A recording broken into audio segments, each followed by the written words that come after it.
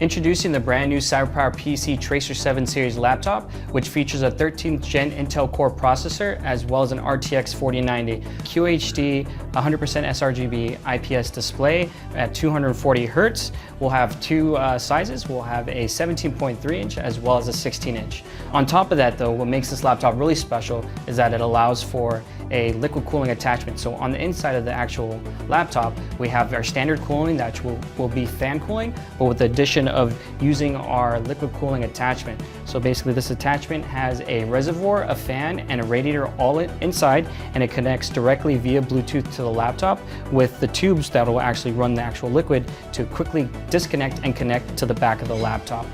So this allows you to basically take the laptop to the office, and then when you're ready to game, come back home, quickly connect your liquid cooler. That will give you around 10% increase in performance.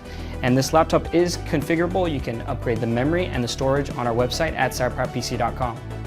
And if you want to learn more, click the link down below.